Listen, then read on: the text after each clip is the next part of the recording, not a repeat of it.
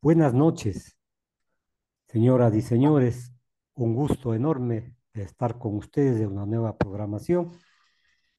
Nosotros creemos firmemente que la academia juega un papel importante de guía, de consejera, nos abre los ojos, si cabe la expresión, sobre los diferentes problemas que atraviesa el país en todas las áreas, porque las universidades justamente tienen especialistas, tienen gente preparada para cubrir cualquier acto, cualquier hecho, cualquier suceso. Hoy converso con Vicente Solano.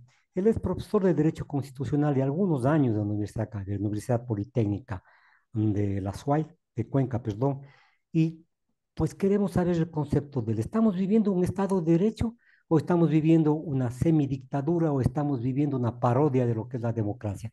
Bienvenido, Vicente. Muy buenas noches, estimado doctor Marco. Muchísimas gracias por la invitación. Le agradezco muchísimo.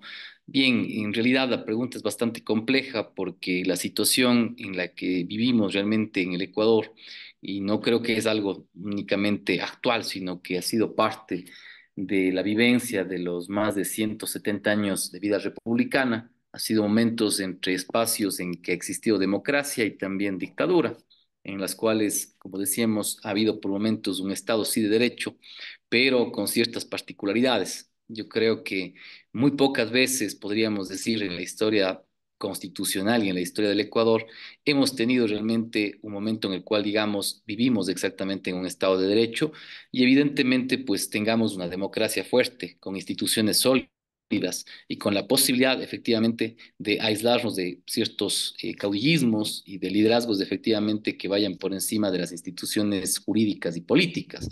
Realmente la situación es un poco compleja porque como hemos venido revisando en los últimos días en las noticias, hay realmente cada día novedades importantes, yo creo que algunas de ellas realmente bastante conflictivas, o diríamos en este caso controversiales, sobre todo desde las mismas instituciones políticas, ¿no? Yo creo que en los últimos días nos hemos visto abocados sobre todo a ver esta disputa y esta confrontación que existe dentro de la presidencia de la República, del Ejecutivo, ¿no? Con la propia vicepresidenta de la República. Y evidentemente ese tipo de conflictos pues disminuyen, uno, la confianza evidentemente de los ciudadanos y ciudadanas si es que no se resuelve de una manera en la cual se respete la Constitución y la ley. Si es que efectivamente, más allá de las disputas y confrontaciones que son normales, yo creo que en eso, doctor, usted no me dejará mentir, pero quienes hemos revisado la historia de los últimos 40, 50 años del país, ha existido siempre confrontaciones, ha existido siempre, diríamos, una discusión y cierta, incluso diríamos así, displicencia entre el presidente y el vicepresidente de la República. Podríamos, Velasco Ibarra señalaba en alguna frase, si usted tal vez la recuerda, decía efectivamente que los vicepresidentes son básicamente, ¿no es cierto?, conspiradores a tiempo completo y con sueldo. Eso lo decía el sí, sí, expresidente sí. Velasco Ibarra, ¿no? Las graves confrontaciones que existieron al momento, por ejemplo, que se discutía en el secuestro de Taura, en este caso del expresidente León Febres Cordero, también donde inclusive se señalaba en algún momento de que Blasco Peñarera, ¿no es cierto?, incluso estaba a punto efectivamente de quitarle la presidencia de la República. Y luego, obviamente, ¿no es cierto?, hemos visto otros casos, ¿no es cierto?, en los cuales los vicepresidentes prácticamente, diríamos así, han asumido efectivamente la presidencia de la República después del derrocamiento de los presidentes, ¿no? El caso de Rosalía Ya. Arteaga, ¿no es cierto?, el caso efectivamente de Gustavo Novoa Bejarano y el último de Alfredo Palacio, ¿no? Que han sido, digamos así. Además, y en los últimos periodos, usted recordará también, hemos tenido incluso varios vicepresidentes, ¿no? Recordemos que cuando ganó Lenin Moreno, ¿no? Luego de las confrontaciones y disputas que hubieron, básicamente él tuvo cuatro vicepresidentes, ¿no? Claro. Entonces, en definitiva, podríamos decir que bajo eso, estimado doctor Marco, hemos vivido siempre en una especie, diríamos así, de inestabilidad y de confrontación y disputa entre el presidente y los vicepresidentes, ¿no? Podríamos decir entonces lo que siempre sostienen algunos analistas económicos, en América Latina se viven caricaturas de la democracia. Creer que nosotros vamos a las urnas y consignamos nuestro voto, eso ya es democracia. Y critican indicando de que la pugna de poderes es creado por el mismo poder. Quiero decir con esto que a los estados, a los jefes de estado, a quienes están en la conducción de las políticas públicas, en fin, les interesa crear este tipo de incidentes para restar la visión de los ciudadanos en la obra que no se desarrolla, Vicente. Sí, me parece que en efecto este tipo, además de controversias, como decíamos, que son controversias evidentemente políticas y también personales, inclusive, realmente nos distraen mucho de la situación actual del país. Y eso es realmente una situación que también nos preocupa, porque las y los ecuatorianos, yo creo que debemos estar preocupados de la situación de inseguridad, ¿no? De la situación calamitosa en la sociedad que vivimos. ¿No? Las estadísticas no mienten y realmente la situación del país es bastante grave. Tenemos realmente crisis educativa, tenemos una crisis en la salud, tenemos una crisis económica también profunda y en realidad yo diría inclusive, ¿no es cierto?, a nivel obviamente político, ¿no? Muy poco realmente de lo que está en su propuesta de gobierno, por ejemplo, del presidente de la República, muy poco se ha ido cumpliendo, ¿no? Sin embargo, la discusión principal que tenemos ahora, ¿no es cierto?, está en los aspectos políticos, ¿no? Y evidentemente eso lleva a una inestabilidad política, ¿no? Porque evidentemente, ¿no es cierto?, la disputa que en este caso existe, por ejemplo, actualmente entre las autoridades, ¿no? Implica también que los partidos políticos y diversos liderazgos también políticos puedan entrar también, digamos, dentro de esa discusión y dentro de esa confrontación.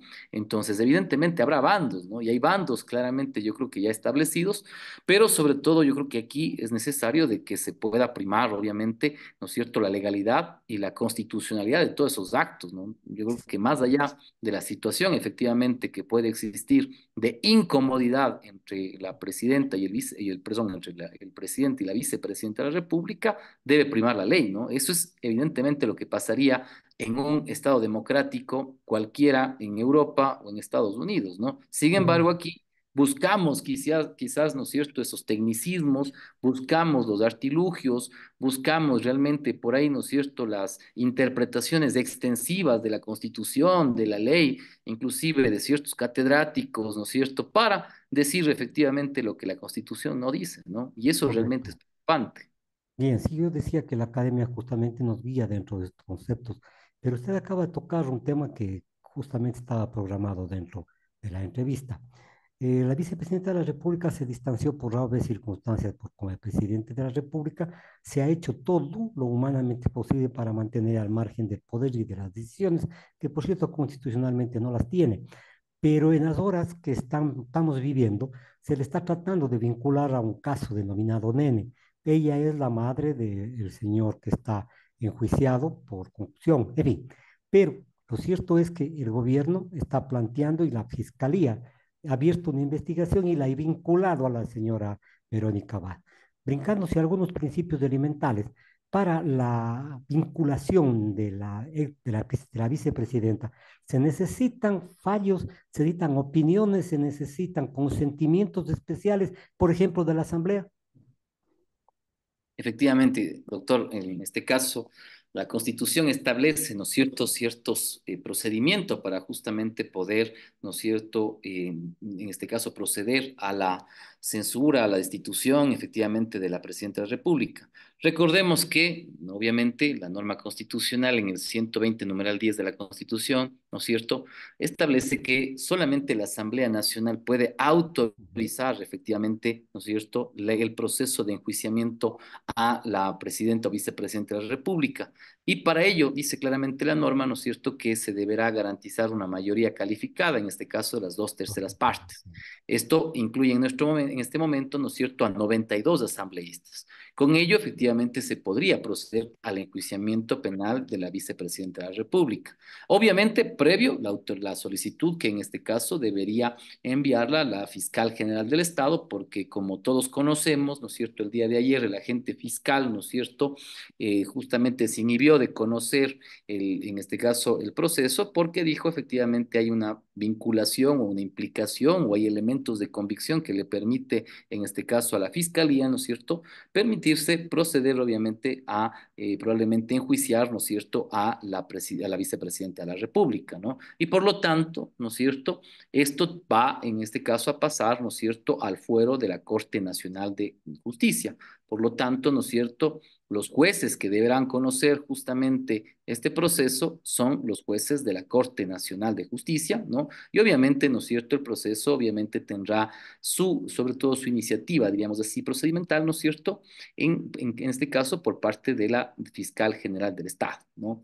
Evidentemente, esta situación, diríamos así, no implica necesariamente ya de que la vicepresidenta de la República, ¿no es cierto?, inmediatamente debe ser destituida, o en este caso, ¿no es cierto?, se debe ir hacia un juicio político, pero sí podría, obviamente, ¿no es cierto?, las implicaciones de este proceso llevarla a que definitivamente no pueda concluir con este periodo, ¿no es cierto?, especial, ¿no es cierto?, de conclusión del periodo presidencial del presidente Guillermo Lasso, ¿no? Yo Bien, creo que hay todavía algunos pasos, evidentemente, porque como bien decíamos, también hay una presunción de inocencia que debe ser desvirtuada, ¿no es cierto?, mediante una sentencia, efectivamente, en y si es que firme. no hay eso, pues evidentemente todavía no podríamos decir, efectivamente, ya con eso, con esta instauración de este proceso, pues definitivamente ya no tenemos a la vicepresidenta de la República. Bien, por cierto, creo yo que el caso Nene tiene dos visiones claras. Apartarle de la de la vicepresidencia de las repúblicas, como se dice vulgarmente, hay que cortar cabezas o reventar el fusible por algún lado. Y la segunda es tener el espacio para crear una campaña política, en fin, para la reelección. Pero nosotros estamos aquí juzgando y veo cómo las personas nos dicen a diario que la Corte Nacional, perdón, que la Asamblea Nacional está transgrediendo la ley, yo me río, por cierto, al decir que autorice el enjuiciamiento. Esto no significa de alguna forma que ya se está juzgando a la persona. En este sentido, como decíamos, doctor, y usted también como conocedor también del derecho, ¿no? Esto implica obviamente garantizar, primero, lo primero, yo creo que evidente es que hay un principio que es el de presunción de inocencia, ¿no? Yo creo que Correcto. eso hay que estar claros. Por lo tanto, solamente mediante una sentencia efectivamente dictada por un juez competente, ¿no es cierto? Y evidentemente cumpliendo lo que dice el debido proceso, lo que establece, ¿no es cierto?, el derecho al debido proceso y obviamente las garantías que implican, ¿no es cierto?, ese derecho al debido proceso en materia penal, se podría establecer efectivamente, ¿no es cierto?, la culpabilidad. Por lo tanto, no, hasta ese momento no tendríamos obviamente por qué decir, ¿no es cierto?, que la señora vicepresidenta es culpable. Ahora bien, la situación es qué va a pasar efectivamente dentro de ese proceso. Fiscalía va a pedir en este caso probablemente prisión preventiva o no. ¿Y Ujú. por qué? Si nos retrotraemos en el tiempo, usted recordará, doctor, justamente en el caso del vicepresidente Jorge Glass, se estableció justamente de que, ¿no es cierto?, él había sido igualmente implicado en un proceso efectivamente judicial y que Fiscalía había pedido, ¿cierto?, su prisión preventiva. Y Ujú. por lo tanto, ¿no es cierto?, esa prisión preventiva, ¿no es cierto?, se extendió a tal punto que efectivamente, ¿no es cierto?, eso implicaba que él no podía seguir ejerciendo funciones dentro de su cargo de vicepresidente y por lo tanto, evidentemente, pues debía ser reemplazado, ¿no es cierto?, mediante lo que señala igualmente la norma constitucional. Probablemente ese es, diríamos así, un camino que podría pasar si es que efectivamente la fiscal general, ¿no es cierto?, pide estas medidas, de, efectivamente, ¿no es cierto?, que podrían ser objeto efectivamente, ¿no es cierto?, como decíamos, de su admisibilidad o no por parte de juezas y jueces. Yo creo que eso es una posibilidad y realmente en ese caso, pues, si es que entendemos que son más de 3 meses efectivamente, ¿no es cierto?, los que podría estar en prisión preventiva la vicepresidenta de la República, obviamente en un caso hipotético, pues evidentemente podríamos ya decir que ese mismo caso fue lo que sucedió con el vicepresidente Jorge Glass, ¿no? Entonces probablemente sería un camino que yo creo que se abriría para que con ello entonces efectivamente se pueda señalar de que la vicepresidenta no puede ejercer sus funciones y por lo tanto debería ser reemplazada, ¿no es cierto?, como señala la norma Pero constitucional. usted bien lo señaló con sentencia en firme. No solamente la investigación o la prisión preventiva le puede llevar a que cese en sus funciones, se necesita, como usted dice, sentencia o como digo yo, sentencia en firme para romper el principio incluso de presunción. Perdón, de principio de inocencia. Por otro lado, se dice que se le vincula a la presidenta, a la vicepresidenta, porque ella ha conocido los actos que realiza el hijo. De lo que yo entiendo en el derecho penal, cuando estudiaba en la universidad, nos enseñaron que el padre y la madre pueden silenciar ciertos actos de sus hijos, porque dentro de esta consideración, nosotros no podemos ser los censuradores, los que enviamos a la cárcel a nuestros hijos. En este caso, si la señora vicepresidenta sabía y cayó, ¿cometió algún delito? Bien, yo creo que en este caso, pues efectivamente creo que los compañeros del derecho penal pueden en este caso establecer con mayor claridad, diríamos así, ¿no es cierto?, si es que efectivamente cometió o no un delito. Yo creo que en eso evidentemente la fiscalía además, yo creo que tendrá que presentar los elementos de convicción, yo creo que eso es importante, y definitivamente ver cuál es el grado de implicación y el grado de responsabilidad, ¿no? Yo creo que en este sentido, obviamente, entenderíamos, ¿no?, que la fiscalía efectivamente ha decidido justamente, ¿no es cierto?, o el agente fiscal ha decidido inhibirse de proceder, obviamente, dentro de este proceso, porque efectivamente creen que hay elementos de convicción que permitirían señalar que hay un grado de responsabilidad realmente, ¿no es cierto?, por parte de la vicepresidenta de la República. Ahora, la cuestión que usted bien decía, y a mí me preocupa, es qué pasa si efectivamente, ¿no es cierto?, se inicia este proceso, ¿no es cierto?, en este caso es procesada la vicepresidenta de la República, se le dicta efectivamente prisión preventiva y puede ser por más de 90 días. Evidentemente, luego después de 90 días van a decir ella no ha podido en este caso, ¿no es cierto?, ejercer sus funciones del cargo de vicepresidente y por lo tanto se cambia, ¿no es cierto?, a la vicepresidenta. El abandono. Se reemplaza a la vicepresidenta y después de los 90 días dice la fiscalía, oigan, efectivamente parece que obviamente el proceso sí ha detallado o ha manifestado que efectivamente no hay en este caso ese grado de responsabilidad y por lo tanto inclusive, ¿no es cierto?, se dicta efectivamente, ¿no es cierto?, se confirma o se ratifica la presunción de inocencia del vicepresidente.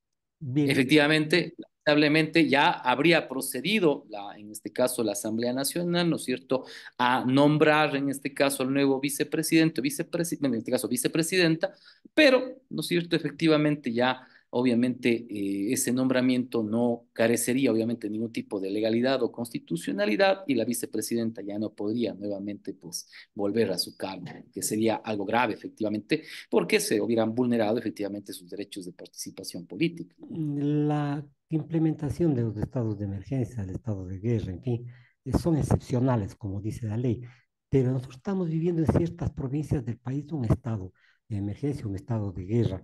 Es sumamente preocupante. La Corte Interamericana de Derechos Humanos han dicho que están violentando derechos de los presos, derechos de las personas en su presunción de inocencia, en fin. ¿Cree usted que va a mantenerse este estado en algún momento necesario y señalado en la Constitución y posteriormente negado en la Constitución en el hecho de que el abuso de este poder no puede interferir en la vida de los ciudadanos?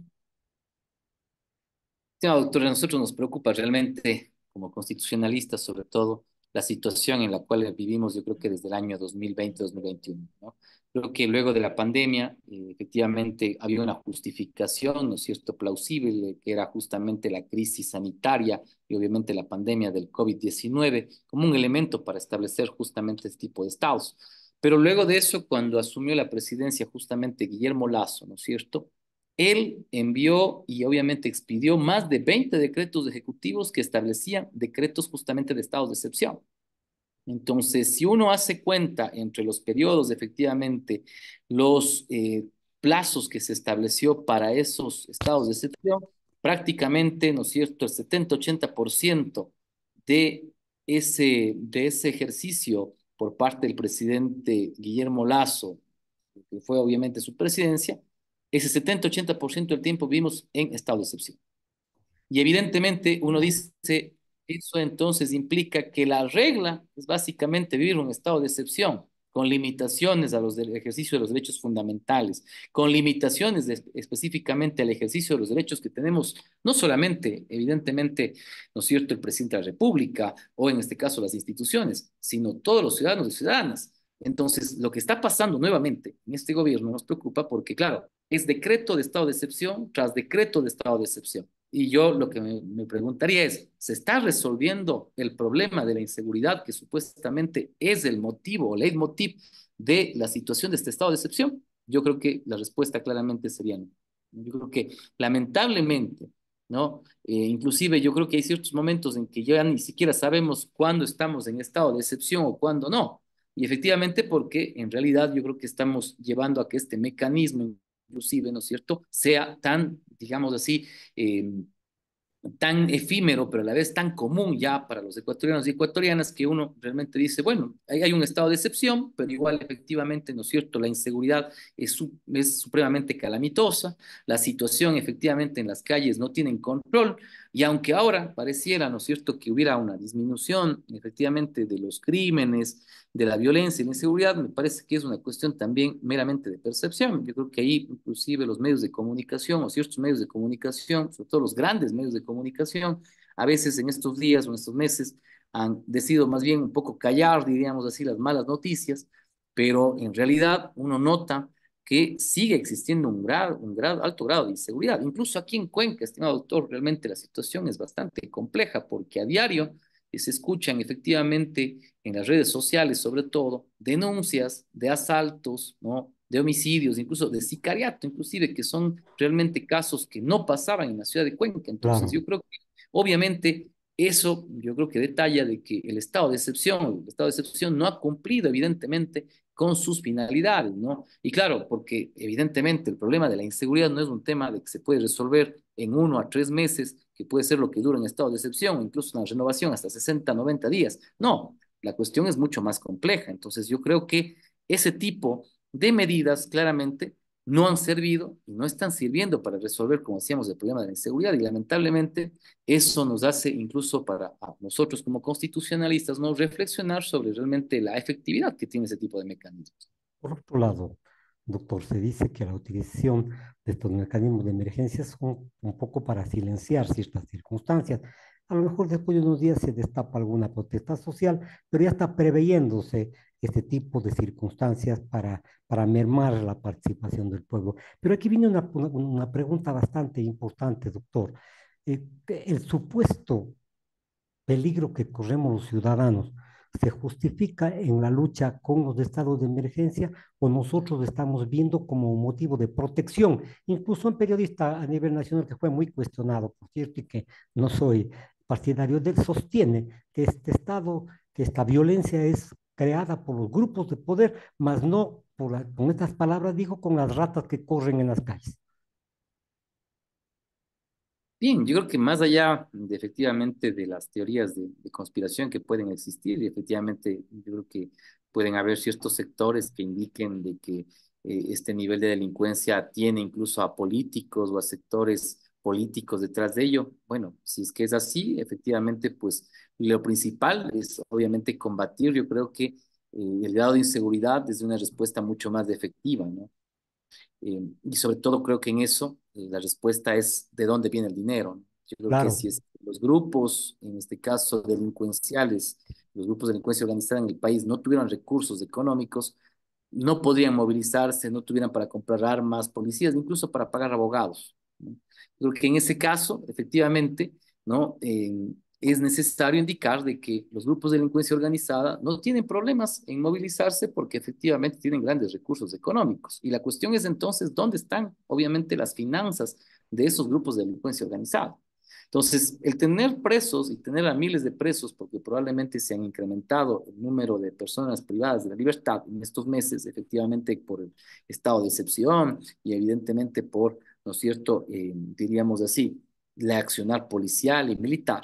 Sin embargo, diríamos así, en los efectos que sufre la ciudadanía en el tema de la inseguridad no ha cambiado mucho. Entonces, correcto. yo creo que la gente sigue sintiendo un alto grado de inseguridad. Y claro, aunque, como uno diga, los medios de comunicación, incluso algunos ministros han señalado de manera, yo creo que totalmente equívoca, ¿no? Yo recuerdo a la ministra de Gobierno, Mónica Palencia, decía que el problema es que hemos reducido en un 100% la inseguridad. Me parece que eso es totalmente exagerado y es Sí, totalmente disímil con lo que vivimos los ciudadanos, obviamente, en las calles, ¿no?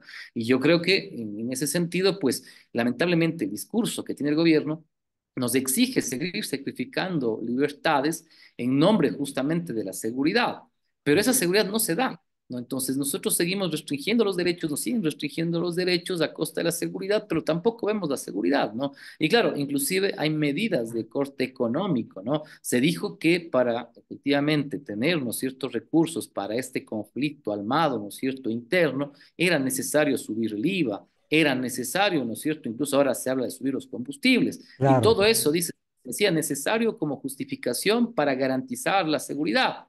¿Qué es lo que ha pasado? Y luego nosotros hemos conocido, ¿no es cierto?, que esto de la subida o el incremento del IVA ha sido justamente una petición del Fondo Monetario Internacional para el desembolso de un préstamo. Entonces, no tiene ni siquiera como justificación Correcto. el tema de la seguridad, sino lo que están diciendo básicamente es implementando medidas, ¿no es cierto?, que les permiten en este caso tener ciertos recursos económicos que igualmente no sabemos a dónde van, ¿no? Pero que no ayudan, ¿no es cierto?, en ese discurso que básicamente es el de la seguridad. Entonces, yo creo que lamentablemente acudimos, como decíamos, a un momento en el cual nuestras instituciones tienen efectivamente que ser criticadas porque, claro, una cosa es el discurso, cómo se justifican las medidas, y otra cosa es efectivamente si esas medidas están sirviendo, si la ciudadanía siente realmente que está mejorando el país. Y yo creo que la respuesta es sencillamente no notamos nosotros Estamos de mal que hay cambio en el atemorizados, país. digamos. Ahora, doctor, para terminar el programa es interesante lo que le voy a preguntar y le ruego que con el conocimiento que usted tiene de la Constitución, al ser maestro, al ser docente, al ser catedrático, ¿se justifica en el estado de excepción o en el estado de emergencia ingresar a las embajadas para coger preso a las personas? Bien, yo creo que el tema, incluso esto ya no es un tema solamente constitucional, ¿no? Esto es un tema de derecho internacional. Correcto. Yo decía, el tema es que, claro, en un estado de excepción y en una situación calamitosa como la que tenemos, evidentemente se restringen ciertos derechos y libertades, ¿no? Ujú. Inclusive, obviamente, eso hay que establecerlo dentro del decreto ejecutivo, y la Corte Constitucional tiene la obligación, inclusive, ¿no es cierto?, de decir si es que es constitucional o no eso, e inclusive la propia Asamblea Nacional puede, ¿no es cierto?, políticamente invalidar ese tipo de decretos. No lo ha hecho la Asamblea Nacional, no lo sé por qué, pero evidentemente la Corte Constitucional también ha establecido en algunas de sus sentencias límites justamente a estos decretos de estado de excepción. Al propio presidente le han dicho ya en algunos casos, oiga, esto no se justifica, porque una cuestión es la medida que usted está tomando y otra cosa es efectivamente, ¿no es cierto?, lo que usted está planteando como la justificación efectivamente de esa medida. La Sí, cuestión es, dentro del derecho constitucional uno puede decir, no, evidentemente no se podría, ¿no? Pero más allá es el derecho internacional. Recordemos que el Estado ecuatoriano, ¿no es cierto?, ha firmado y ratificado por parte de su Congreso Nacional o su Parlamento o su Asamblea Nacional distintos, en este caso, instrumentos internacionales, los cuales garantizan justamente la inviolabilidad justamente de, ¿no es cierto?, las embajadas. Claramente, nosotros, y en eso hay que ser claros, en el derecho internacional no es posible alegar ningún tipo, ¿no es cierto?, de razón bajo la cual haya como, ¿no es cierto?, entrar a una embajada y decir efectivamente ahí estaba asilado un delincuente. Mire, solo pongamos un caso de ejemplo, ¿no? Nosotros recordamos, ¿no es cierto?, que se le dio justamente asilo dentro de la embajada de Ecuador en Londres, ¿no es cierto?, a Julian Assange. claro. Y afuera de esa embajada, ¿no es cierto?, la policía estaba lista en cualquier momento por si salía Julian Assange para ser detenido efectivamente. Pero ni siquiera, ¿no es cierto?, hablando del Reino Unido, y obviamente una embajada tan pequeña como la nuestra y un país tan pequeño, ¿no es cierto?, como Ecuador, Reino Unido dijo, voy a entrar, ¿no es cierto?, y voy a sacar posiblemente a una persona que está, en este caso, entendida así como un delincuente dentro de un ordenamiento jurídico como el estadounidense. Nunca pasó. Ujú. Y efectivamente no ha habido, yo diría en este caso, ¿no es cierto?, antecedentes de ese tipo de acciones. Y evidentemente yo digo eso, ¿por qué? Porque el Reino Unido, los Estados Unidos y otros países conocen que el momento en el que nosotros empezamos a poner excepciones o a justificar ese tipo de ingresos y la vulneración al derecho, en este caso internacional, pues inmediatamente tendríamos miedo de que en cualquier embajada de cualquier país, ¿no es cierto?, pueden entrar con ese tipo de justificaciones. Y eso es muy grave, porque eso debilita justamente el sistema internacional, justamente. Entonces, yo creo que más allá de la cuestión incluso eminentemente jurídica que el derecho internacional lo respalda, ¿no es cierto?, también es una cuestión eminentemente política, ¿no? No se puede Correcto. hacer este tipo de cosas Ujú. porque son evidentemente agresiones que uno se da contra el otro Estado y obviamente también contra el pueblo del otro Estado. Muchas gracias, doctor Vicente, por haber comparecido ante el público de Entre Tintos y Papeles. Señoras y señores, conversé con el doctor Vicente Solano, perdón, catedrático de la Universidad Pontificia Salesiana. Muchas gracias. Ya volveremos a conversar. Ha ilustrado usted el criterio de nuestros oyentes. Muchas gracias. Muchísimas gracias, doctor. Una buena noche.